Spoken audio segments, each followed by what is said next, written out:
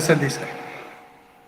Um, yeah, thank you very much, Shabana, Professor Rahmatullah Saab, Rahman Saab, Shabana, and the participants here.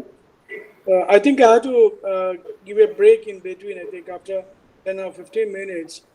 I have not structured my lecture, but let me tell you, after listening to Rahmatullah Saab, I thought he must have missed one particular point in the new educational policy. It's about the critical uh, thinking that the NEP was referring to.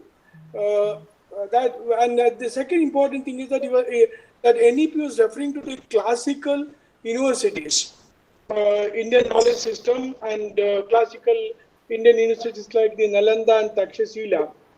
Why I'm trying to refer to that one, there's an argument inbuilt in the NEP to develop what's called the knowledge system, which is basically cutting across the boundaries and going beyond the particular disciplines. In other words, it's a multidisciplinary kind of thing. In fact, if you refer to the Nalanda University, if you want to become a student of the Nalanda University, it was said in the some of the text saying that one has to cross 60 what's called the doors. In each doors, one will be subject to the test, and once you are successful, you will be enrolled as a student, which obviously means that it was not so easy to become a student in the Nalanda University. At the same time, the knowledge system that the Nalanda and the Takshashila University created was basically critical, knowledge, critical with regard to the philosophical discourses or philosophical narratives and other things. That's the reason why I'm saying that this NEP might create a critical position, critical knowledge, and going beyond this disciplinary boundaries. But at the same time, there's a debate with regard to the destruction of the knowledge and Nalanda library. Somebody would say that it was destroyed because of an accident, or somebody would say that it was destroyed by, like Amartya Sen's argument is that it was destroyed by the Afghan forces and other things.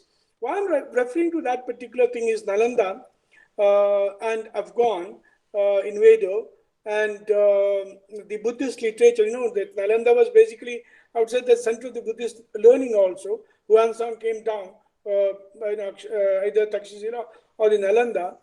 This is a major point of debate today, at the present day. Today, what I'm trying to say that this reference to the Nalanda, this reference to the discourses, narratives that went on in the Nalanda, and also the kind of critical position or the critical knowledge that it created has its relevance to the present day knowledge system.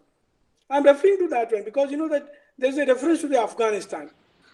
We are confronted with the argument about the Afghanistan today. My question is that whether the Afghanistan issue will create a critical knowledge within political science and public administration. I'm trying to find out whether there will be a kind of paradigm shift in the knowledge system of the political science to the contemporary period wherein the issues were focused on Afghanistan as such. Look at what I'm trying to say that look, Afghanistan is a point of arrival for us, for the political science students as well as the public administration student. Probably this is a point wherein you have this engagement taking place between the political science and public administration. Why? I mean, that could be the reason. I mean, we need to understand. But probably some of the argument that has been made in the context of Afghanistan, which overlaps with the argument that was made at the time of the COVID in Indian context.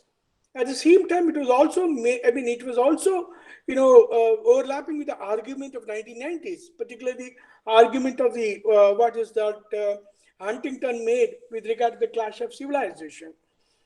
Now, that's the reason why I'm trying to look at the Afghanistan as a point of arrival for the new knowledge system, because as of date, Afghanistan has become a big issue. Afghanistan has exploded a new, narrative with regard to the international politics domestic politics, politics of the gender, politics of the relations, politics of the development, and other things. Why it happened? One particular thing that has been said about the Afghanistan is that it is no more going to create any spaces for the critical thinking, because it's going to destroy the critical thinking in the context of the Afghanistan, with the revivalism emerging, or revivalism coming back to the fore.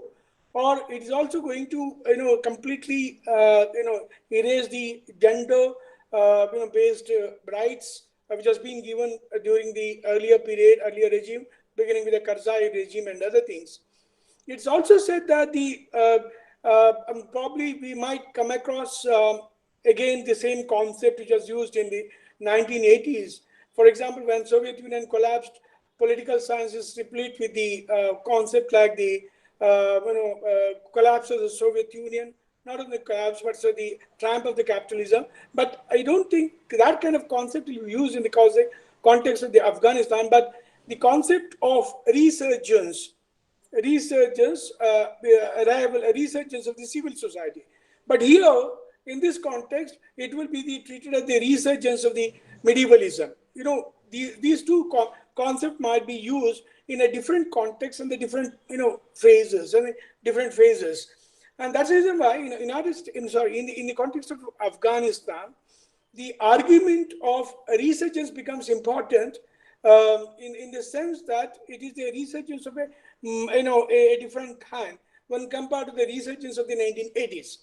That's one thing, and that's the reason why political science addresses this issue in terms of a kind of resurgence. And political science has to, and also the public administration has to, reframe its tools, its understanding, conceptual categories, between 1980s and the 2020.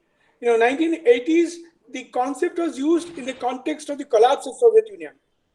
At that time, the collapse was understood in terms of 2 or 3 narratives.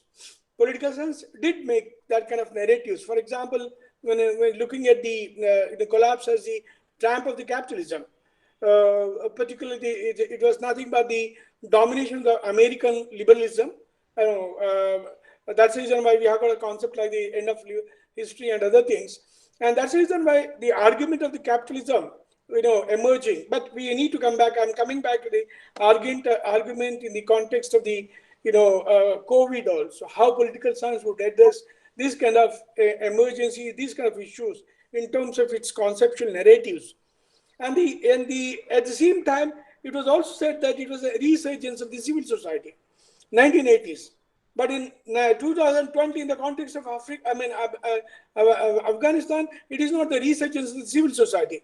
Mainly because in Afghanistan, it is not the civil society as presumed by many. For example, like the Neeraj Chandok and others, as a political scientist, who have been trying to say that civil society is a space between the society and the state, which is trying to develop a rational thinking, and also it's also a space to political debate, political narratives of the political discourses. At the same time, it's also seen as a space wherein the contestation can take place. It is also seen as a space where state can be contested, state can be countered and other things. That's the reason why the civil society is seen as a space. But in the context of Afghanistan, for example, like in the present context, would not bring that narrative here. Civil society is completely absent. There is a kind of argument that was made in the context of Pakistan. That's the reason why political science has got no single narrative with regard to the civil society. Even though in Pakistan it said that at the time of the dictatorship, Ziaul government, the civil society was very, very strong. And for example, immediately after the collapse of Soviet Union, the whole argument, there was a kind of argument that was made that the collapse of the Soviet Union was done by the pushed by the civil society. For example, the argument began with the argument about how Poland Communist Party lost its power by an organization called the Solidarity. Solidarity was seen as a civil society. Solidarity is working, what's called the working class solidarity or working class movement. But that working class movement was seen as a civil society. A civil society which is arrived, which is completely new. For example, and that's the reason why political science focus moved to this kind of civil society, which is completely different, which was completely, a new form of civil society in the sense that, everybody started asking this question, particularly the political scientists. How is it possible that the communist regime would give rise to a civil society, a new narrative about the civil society? Is it possible, given the fact that the state was total, state was imposing, state was from above, it was complete. It was, unlike others, they are talking about the overdeveloped state. It was a complete state, which never provided any spaces for the civil society group. How is it possible that the civil society could able to bring down the communist regime? I mean, the same case, same question can be political scientists might ask in the context of Afghanistan. Will Afghanistan provide space for the civil society to grow? That was a major question that the political science has to address this particular issue. In the context of the Europe as well as the Russia, the argument was that there was a quite possibility, given the fact that state was losing, state was becoming very weak, and state was becoming, slowly withdrawing from the realm of this society, and this space was occupied by the small number of civil society groups. Then it became very large. These groups are called the dissenting groups. For example, the same kind of argument was made in the context of Arab Spring, in the context of Middle East.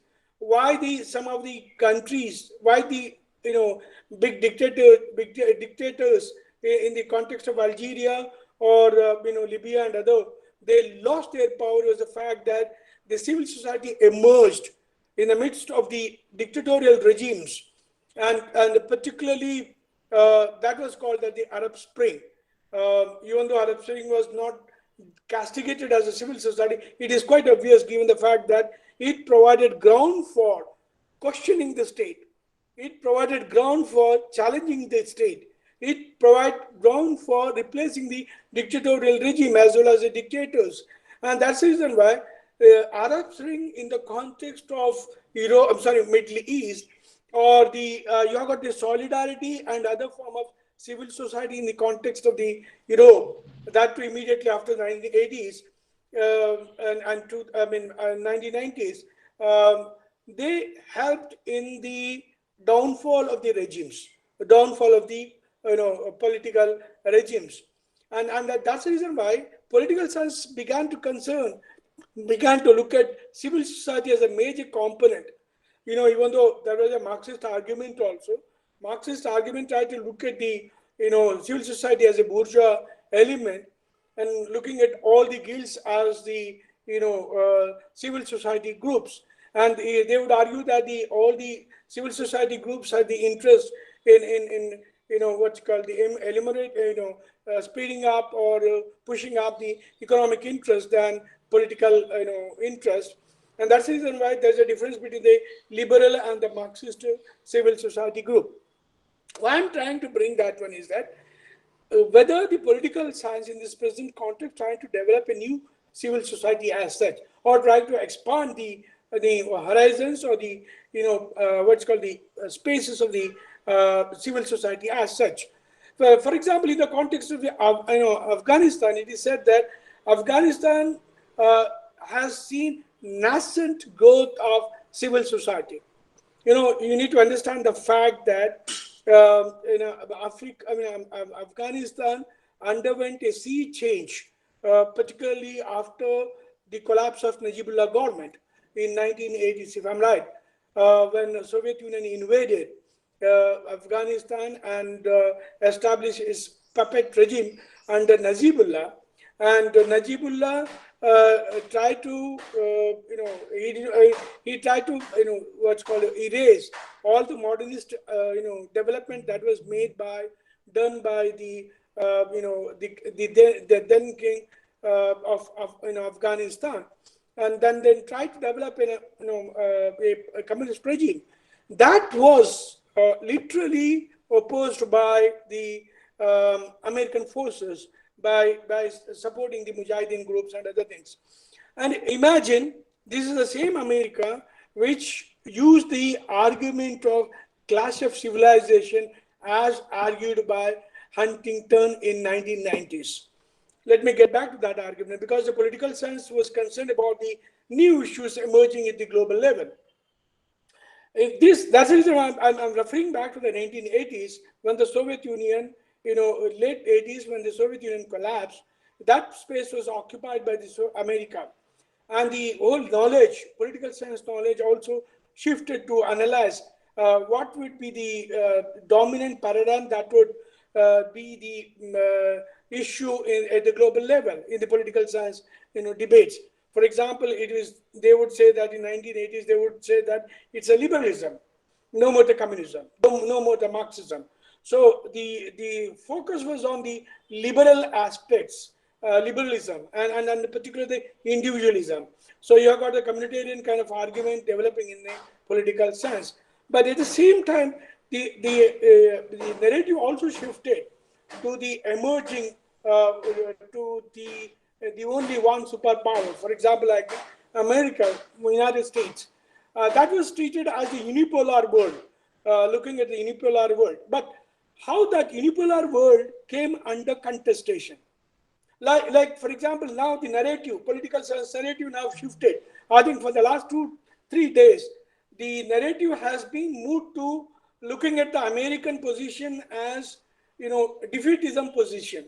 Unlike in 1980s, when the United States was seen as a victor vis-a-vis the Soviet Union, and that's the reason why United States was celebrated both in the academia as well as in the politics, and the whole. That's the reason why it's not only that only one reason. Otherwise, the United States was trying to hegemonize a knowledge system in every way. For example, like if you look at the post 1947, our whole knowledge system was controlled by the American, knowledge system as such. Look at categories. Look at the concept that has been borrowed from the United States. For example, like the concept like the system theory, or concept like the political culture, or take the case of the political development. They would, there are many even critical theory or any other theory, including the latest theory, for example, like the theory of developmentalism, or sorry, even the development theory, or even the globalization, like the Chicago School established that kind of theory, or particularly Friedman and others who constructed this theory, which is largely borrowed from the United States. The ideas were borrowed. They become the part of our political analysis. They become a part of our, what's called the notion of the knowledge. Now, the whole thing is that there is an argument of the triumphalism, triumph of the United States, triumph of the capitalism in 1980s. That narrative became dominant narrative. And also, it also brought in other narratives also. For example, immediately after the collapse, two important narratives, I would say that most important. One important narrative is about the narrative on civilization, and the second important narrative about the state, how state can be analyzed or viewed in the context of the changing world. Let me get into that one. Then we can look into the latest narrative, the narrative that was developed yesterday, day after yesterday, after the incident that's taking place in Afghanistan. One is the narrative about the clash of civilization, which became a part of the vocabulary of the political science. Probably it might be the part of the vocabulary of the public administration. Why this clash of civilization argument made by Huntington? In fact, if you look at his history, Huntington was basically a theorist on political development. In fact, in late 50s, I think he came out with the argument of the political development. Particularly, that was a kind of generalized argument that they made with regard to the the third world countries, particularly Far East countries and African continent. They try to see, they try to understand, he tries to understand the political development in terms of certain framework, in terms of certain parameters. And these parameters were largely borrowed from the United States. And later on, you have got these parameters being brought by the, for example, United Nations. Parameters were brought in to understand, for example, like the political development. We borrowed the parameters from the United Nations on the issues of human development indexes and other things. So political science is replete with this kind of parameters and try to say whether this country is highly developed, politically developed, or if the parameters are not fitting into the, or Indian development is not fitting into the parameters, then they would say that, no, this country is not developed, this country is underdeveloped, this country is backward and other things. That means there was a narration.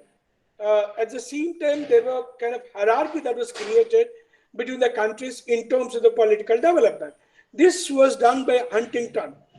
His argument was very much relevant in the context of the public administration. But what happened in 1950s? You have this kind of argument and the argument of the modernity kind of argument that developed also in that particular period. But 1980s, 1990s, what happened was that there was a complete shift in the narratives in the political science and international relations, even the public administration. The reason was simple. And also, it's most important also. 1990 was the beginning of a new era. Soviet Union had collapsed. There is no rivalry. There is no enemy for United States at the political level, for the simple reason that American economy, they would look at the economy, enemy. They would construct an enemy for the reason that without the enemy, their economy would not have grown. Because that if they create an enemy, they would be able to what's called produce more number of armaments, and they would supply that armaments to Middle Eastern countries and other countries, which would literally have the growth of the economy. So that nexus you need to see. Particularly, they had a nexus between the industrial complexes and industries and the military complexes in the United States. That's the reason why that United States, in the absence of enemy, would have gone bankrupt, would have undergone economic distress, would have become another underdeveloped country. That's the reason why they were looking for an enemy, either abstract or an actual enemy. So they were looking for that particular thing. And in this particular context, political science also intervened to understand what is the kind of argument that they were developing. Huntington in 97. Sir, Professor, यहाँ पे एक break लेते हैं sir. ये inaugural function का break हो जाएगा, and then you can continue your session after 5 minutes. Is it okay, sir? Hello, good afternoon all. Good afternoon, sir. Hello. Good afternoon, sir. Good afternoon. And I'm extremely very sorry for this, sir. Rahmatullah sir, as being in charge of as VC, he is supposed to go little early, so we stop you in between. With apology, I want you to continue the lecture, sir. Let me try to recollect what I said. Everybody is there? Okay. Yeah, sir. Yes, sir. Okay. Once it gets disturbed, it becomes very difficult to come back. Whatever. Let me see. I think I was talking about 1990s when political science confronted with the issue of how to look at the collapse of the Soviet Union. How do you look at the emerging state post 1990s? Why I'm trying to say that the conceptualization of the state in 1990s has similarity in the case of the COVID period. And in that case, was there any paradigm shift in the analysis of the political science on the state? Because the state is the most important component. The first important component was first important issue was how to look at the changing narratives of changing or replacing the Soviet Union on how the new narrative was constructed. A new narrative was constructed in political science, and how that narrative was constructed in terms of certain generalities. For example, when Huntington came out with an argument in 1997 about the clash of civilization. Probably must have heard about the clash of civilization debate. I mean, it became a major debate at the global level. And that debate was also, came to the political science. In fact, the political science appropriated that debate, even though that debate was a part of the foreign policy kind of thing, even though it was the first article that appeared was in foreign policy. That means that there was a kind of debate, happened in the case of the international relations, but it was not it was not the case as such, but it was the debate within the political science. Why I'm trying to say that there are counter debate also came out in the political science when Khatami of Iran came out with the dialogue among the civilization. What is this clash of civilization debate? 1997. And there are a large number of counter arguments as such. Clash of civilization says that henceforth the clash should be not on the base of an ideology, because until then the clash should be on the base of ideology, the Marxism on the one side and the liberalism on the other, and both are poles apart, but at the same time that helped in the growth of what is called the Cold War, a Cold War situation. And now they're looking for an enemy. America was looking for an enemy for its own sustenance and for its own development. And the American scholars like the Huntington came out with the argument of clash of civilization. His argument was that henceforth you will have this the clash between the civilization as such. I think he made nearly 5 to 6 civilizational debates. Civilizations are constantly at loggerheads with each other. For example, the clash between Anglo-Saxon countries and the clash between and the Islamic world, one side. The second was the Confucius countries, I think the Japan and the China.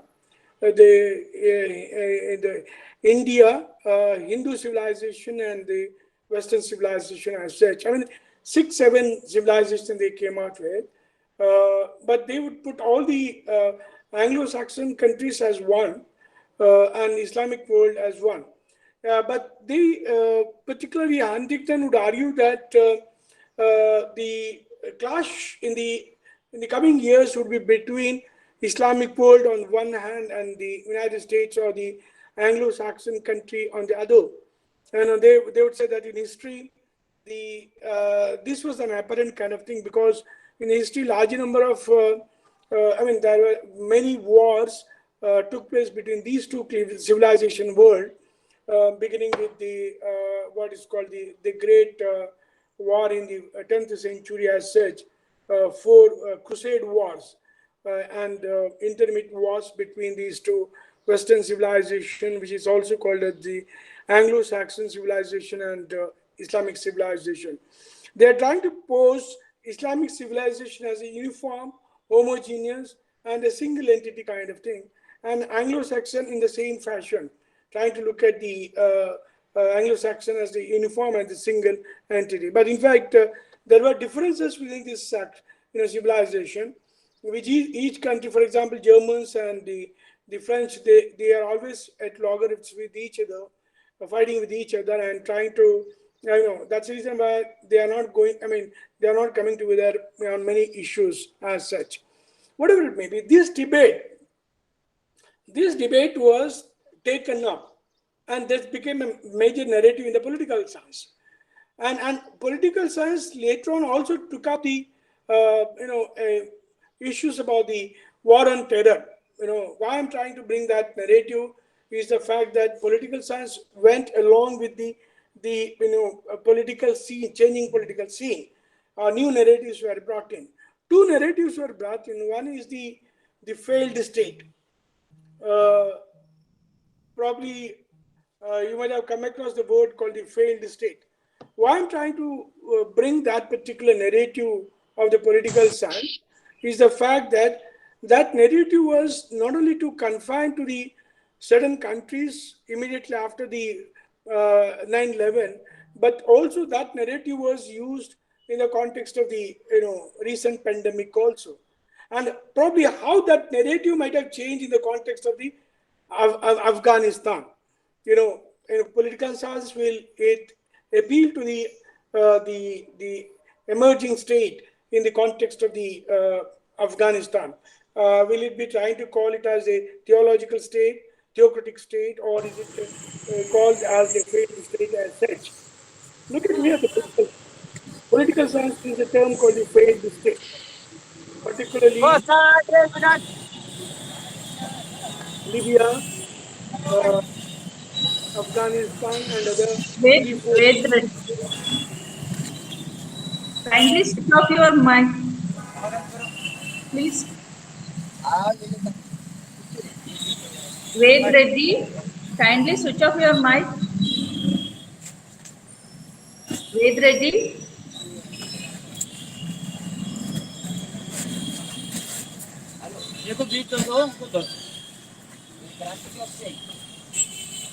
Wait, Reddy, please mute your mic.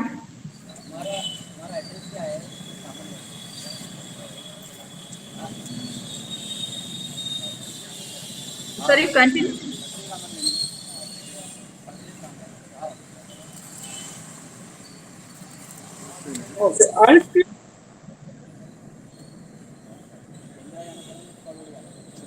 Okay, until then, I said that immediately after the 9/11, or just before that 9/11, political science constructed a category called failed state. How to become this failed state? There are other categories that use, but I'm trying to use this dominant category that the political science constructed in terms of the what's happening in around the world. Failed state. But that was not the first time that the state was castigated, state was, but rather much earlier, state was defined in terms of its nature. It's becoming very difficult. Whether who is it with?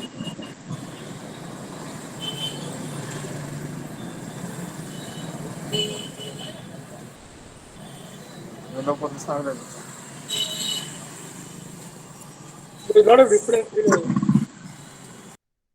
Okay, now I think I can talk. Look at earlier to the constructing a category called the failed state. It constructed a category called the soft state.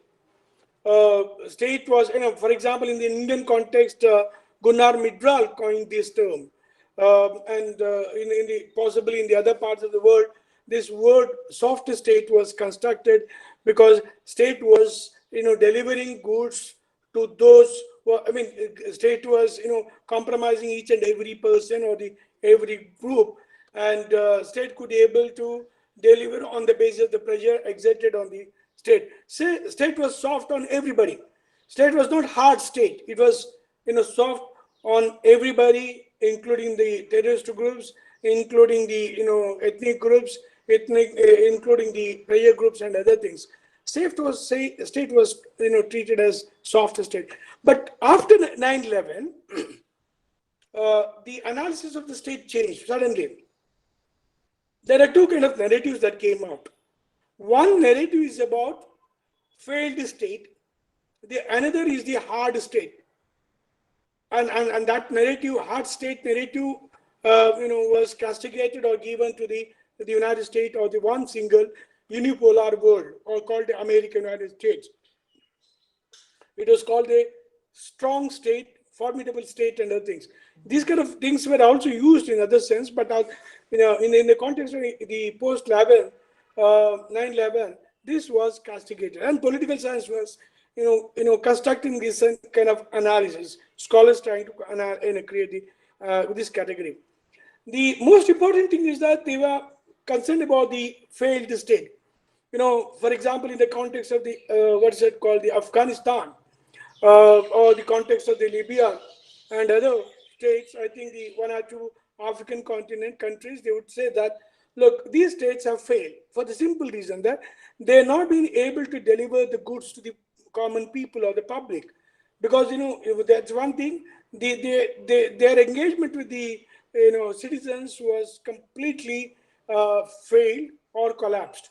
That's the reason why the state has not been able to deliver the goods.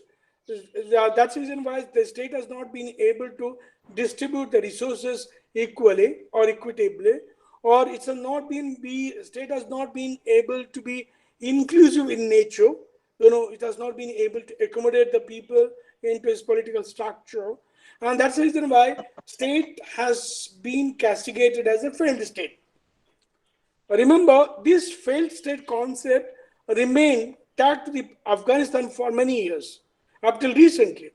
Now, also in the present context, again the political science would enter here and try to see, is Afghanistan a failed state? Or at the same time, there would be a kind of dilemma that the political science would face. How to reconceptualize this state in the context of Afghanistan? As I said earlier, there's one narrative that was, the same narrative was also applied during the time of pandemic recent year, last year.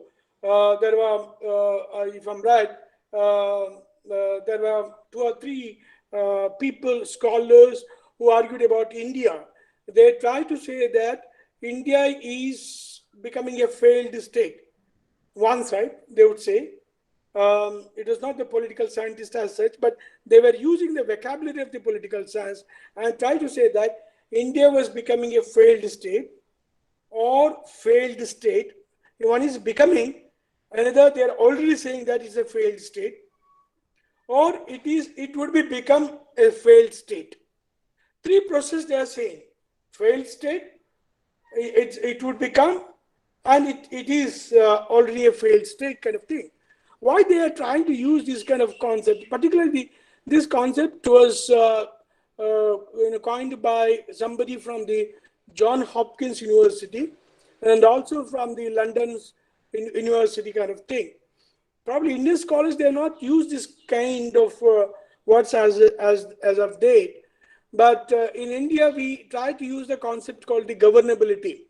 Probably that was the phrase that has been used in the public administration also. We would try to use the term called the governability crisis, which is basically used by somebody called the Atul Kohli in the context of some state in India, and finally would say that we have been facing this governability crisis. So look at this political vocabulary, the political science vocabulary become a vocabulary of the public administration of recent years. It's basically looking at the crisis in terms of the governability. And in fact, the very concept of the governability is not constructed by the scholars more than the World Bank. So it is a borrowed concept from the World Bank, particularly after the collapse of the Soviet Union, when they came out with the new conceptual categories like accountability, which is now the part of the public administration, what's called the governability, good governance, or e-governance kind of categories that are being used by the World Bank, that are being used by public administration and the political science equally. So you can have this engagement, or you can have what is called the marriage of convenience between these two, disciplines in the matter of the conceptual categories.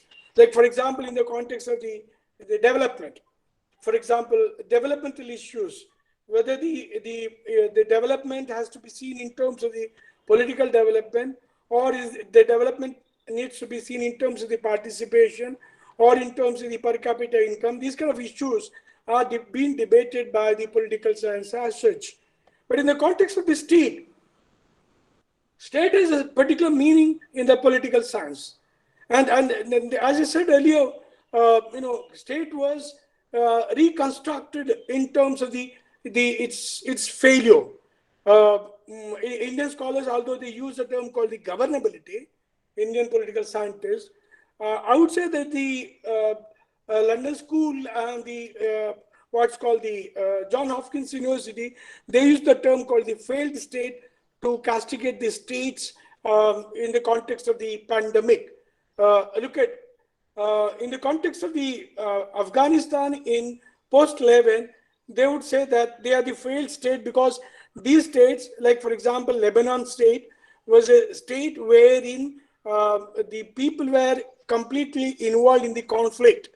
So that's the reason the state has not been able to deliver the goods. That is a conflictual state where the peace was marriage, and it was a state where the development becomes a hypothesis only. It's a myth, mainly because the resources are not reaching to the common man. The state failed to deliver the goods to the common man in a conflictual situation. Afghanistan was also castigated as a failed state, particularly up till 1996 and 2001, on the ground that the state was not able to deliver the goods.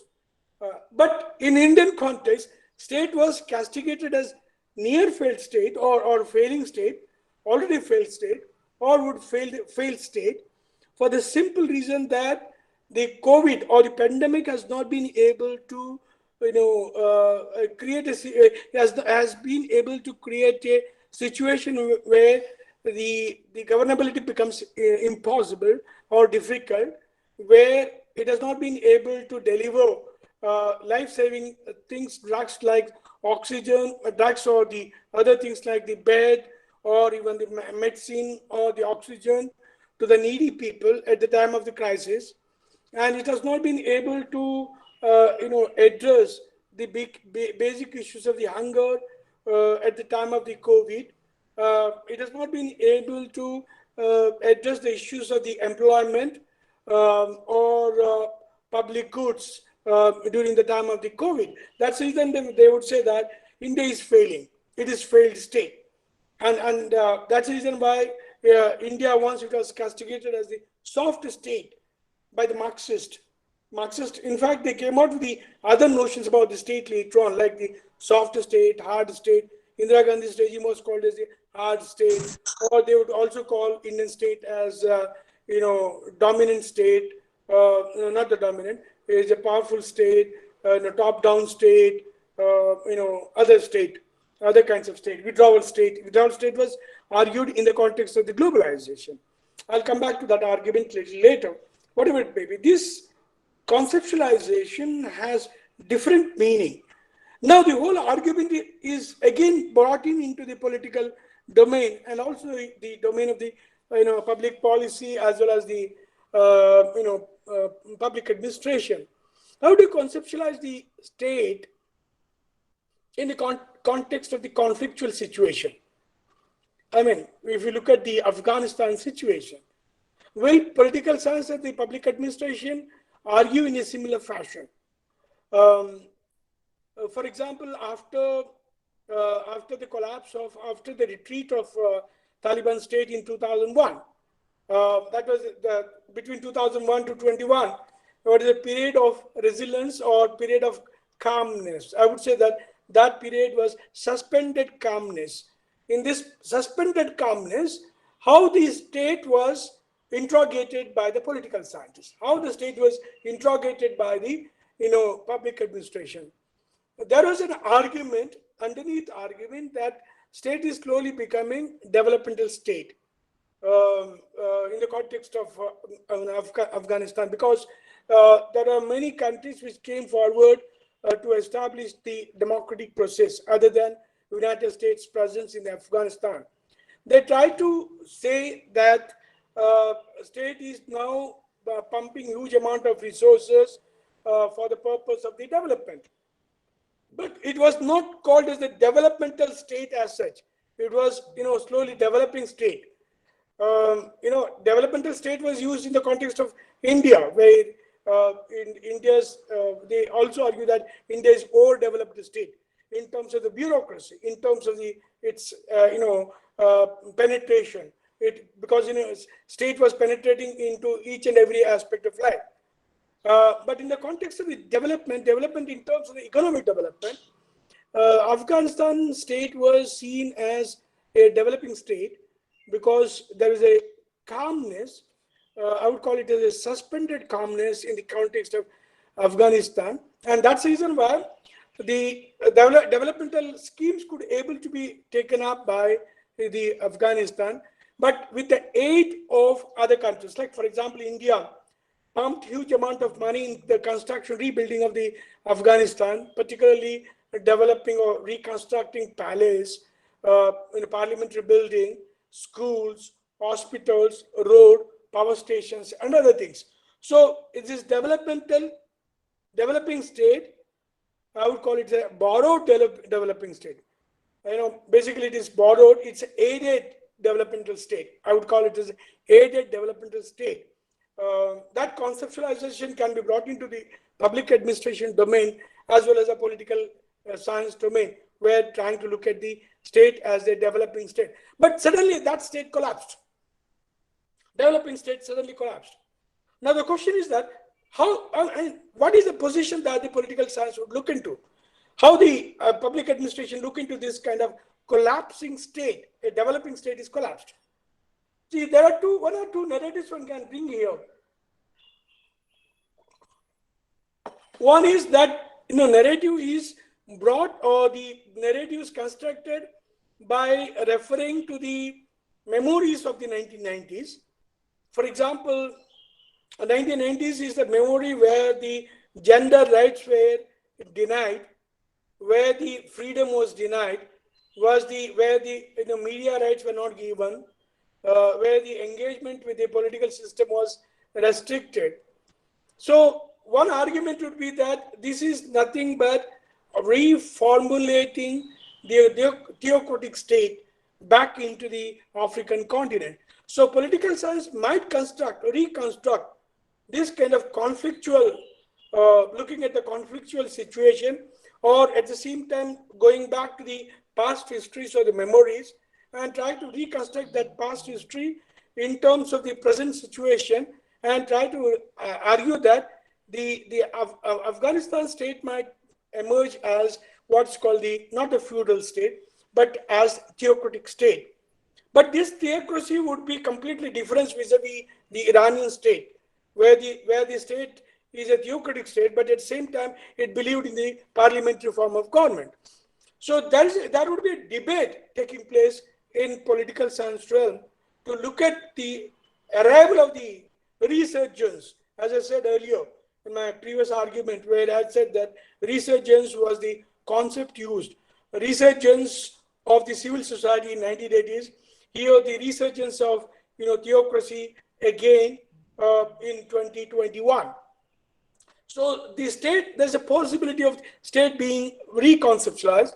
At the same time, state may be reconceptualized as failed state, because the Afghanistan state was not able to contain the onslaught of the this particular category, Taliban's in this particular context. What I'm trying to say that political science responds to it always respond to the existing changes taking place, or it also respond to the changing nature of the politics, particularly about how the state and the global politics is changing.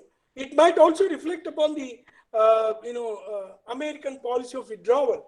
How the political science would look at the American withdrawal from the Afghanistan? Is it trying to equate that withdrawal to the defeat of 1960s, particularly America's defeat in Vietnam?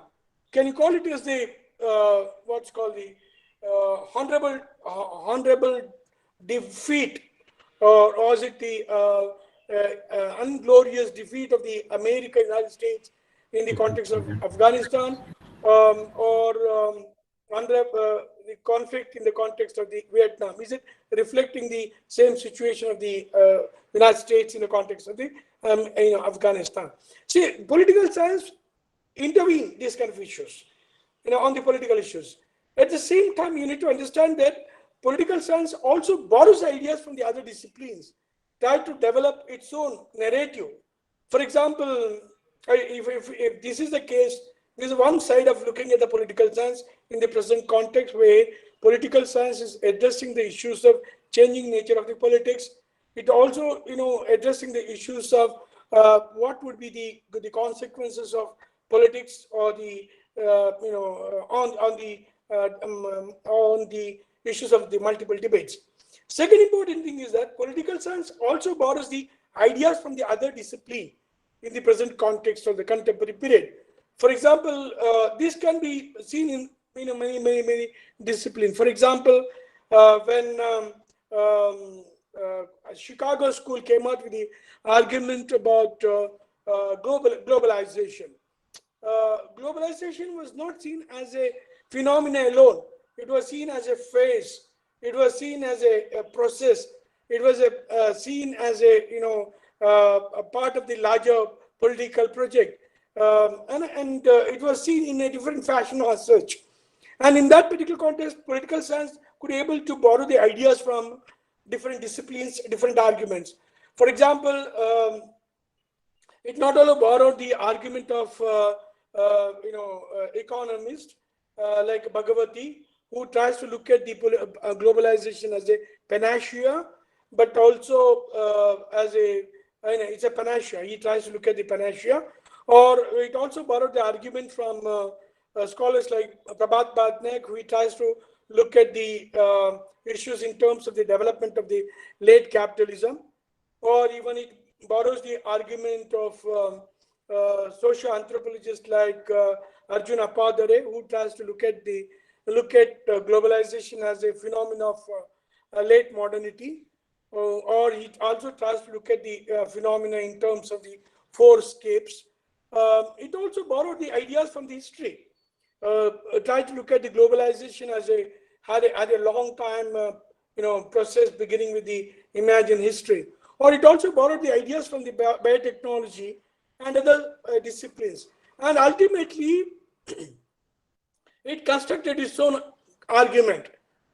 Some of the arguments are overlapping with other disciplines. For example, when the argument of modernity, Arjuna Appadare's argument of the modernity, try to look at the globalization as a phenomenon of, this is the argument of the Samshuddin, a social anthropologist, who tries to say that globalization is a phenomenon of modernity, or the failure of the modernity. Then the whole argument of the colonialism is brought in. Political science pitched in. Political science tried to look at the whole phenomena in terms of the development of capitalism and development of the colonialism, and try to look at the two phenomena as simultaneous process. And it tries to look at the phenomena in terms of the state, how state retreats in the context of the globalization. And political science tried to see that what made the state retreating from the realm of the social welfare. Is it because of the pressure exerted by the international institutions, or is it a self-defeating act of the states? And there was the third argument was that why state in the context of the withdrawal is the state becoming weak? These kind of arguments have been made. Political science tried to understand this particular phenomena and try to say that, look, this is a retreating state. A retreating state has a consequences on the economy and the social categories. For example, the whole argument, if you look at the argument of the farmers committing suicide, in fact, while analyzing the farmers committing suicide in the Indian context, most of the argument came from economists or the sociologists. Political science pitched in into the narrative on the farmers' suicide very lately, not immediately. They tried to look at the death as a phenomena of not only the globalization, but also the phenomena cost due to the withdrawal of the state from the realm of the social welfare, which is obviously mean that political science is pitching in into the issues of their death. Why farmers are committing suicide? Is it because the state failed to deliver its goods, or state's inability to checkmate the global capital, or is it because the state has not been able to distribute equally resources, or is it because the market linkage from the local economy to the global economy has led to the sequence of farmers committing suicide, or is it because of the displacement caused by the globalization resulting in the farmers committing suicide? These kind of debates have taken place, and at the same time public administration also pitched in this particular debate. So particularly, is it because of the failure of the administration, or is it because of the delivery system has lost its relevance, or is it because the public delivery has not been able to deliver the public resources equitably, particularly to the large number of farmers in Indian context? So these debates brought into the realm of the political science as well as the public administration. That debate, particularly the developmental debate, is not a new one, particularly with regard to the tribals, how tribals have been displaced, which is a debate, slightly began slightly earlier, where the development is seen from the perspective of, is it possible to see the development from the perspective of the marginalized people, or is it the development needs to be seen from the perspective of the state? How's the development needs to be seen from the perspective of the civil society? So the three kinds of narratives came in. Public administration tried to address these issues. It tries to give you a narrative, create a narrative from above more than the marginalized people. That's the reason why there's a need, there's an argument saying that public administration needs to be reformulated to understand the phenomena from the marginalized people, marginalized section, or from the grassroots level, or from within, rather than from above. So that's the reason why the conceptual categories used in the public administration needs to be reformulated. But what about the political science? Whether the political science needs to reformulate its conceptual category, given the fact that it obviously means that for the political science is in deep crisis. It has not been able to come out with the clear-cut conceptual category. For example, in the context of Afghanistan, they might come out with the 2 or 3 categories simultaneously. They would say that it's a failed state, it's a theocratic state. Failed and the theocracy go together, or are they compatible to each other, or are they antagonistic to each other? Political science will not come out with a clear-cut definition, but at the same time, they try to give 2 arguments simultaneously. It can be a failed, it can be withdrawal, it can be theocratic state. But what would happen? The same argument can be seen in the context of the what's called the pandemic. Pandemic. How to look at the pandemic spreading across the world? Is it political science tries to look at this issue in terms of superpower rivalry, or the rivalry between the 2 powers? One is a rivalry between the United States as well as the China. Looking at the rivalry not only at the political level, but at the same time in terms of the political economy level. For example, the argument is that this pandemic is the result of competitive economy, the competition between the United States and the China to capture the global economy. And that's the reason why market becomes the starting point or the end point of their analysis. So political science here going beyond the disciplinary boundaries to understand the issues in a political economy perspective, adding political science one side, economy on the other hand. At the same time, trying to understand is in terms of the loss of social categories. So for example, like how many people are being died out of this pandemic. For example, Indian context, it is said that this pandemic has affected each and everybody, irrespective of the caste, communities, and other. And the whole debate, political science involves in the debate about numbering of the death. Why once the numbering was fetched, numbering was lessened to show it to the public, one side. Why the state said that we got only 2,000 or the 2 lakh population been died out of the pandemic, or why at the same time other independent agencies said that it is not so, it is more than 30-40 lakhs population died. Here they brings in the issues of the political sociology. In other words, political sociology in terms of understanding the social behavior, understanding the what's called these social background of the categories who lost their life, particularly because of the heavy, what's called the payment made to the hospitals, cost incurred due to the COVID in the hospitals and others. So death is not the numbering, but death is seen in terms of the political phenomena, because death is seen as a cause of the, as a result of the failure of the failure of the state.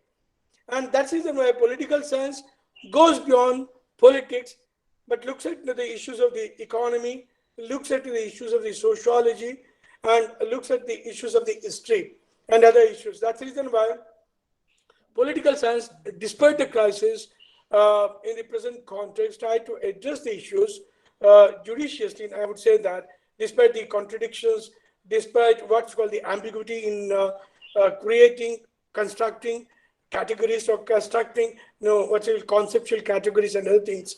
But at the same time, political science and public administration coming together to create, I would say that, a kind of hybrid knowledge, at the same time coming together to understand a phenomena in the present context. That's the reason why you cannot diverse political science than the public administration. The best example is the collapse of Afghanistan, collapse of a political regime, emergence of the Taliban, and the resurgence of the Taliban. And that's the reason why you have got these two disciplines coming together. I would say that these two disciplines would create what is called the hybrid knowledge. There's a possibility that it would create a hybrid knowledge, which would be completely different when compared to the knowledge which was derived earlier. Thank you very much. I'll stop it here. So thanks a lot, sir, for giving a nice lecture to our participants. Friends, if you have any question, you can discuss. You can raise your questions here. Sir, can I allow them to raise their questions? Yes, sir. Within 5 minutes, 1 or 2 questions. Anybody is there?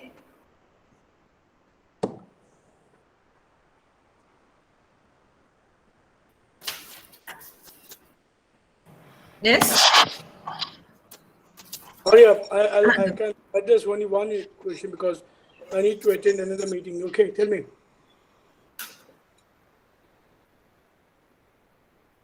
Do anybody have any questions now?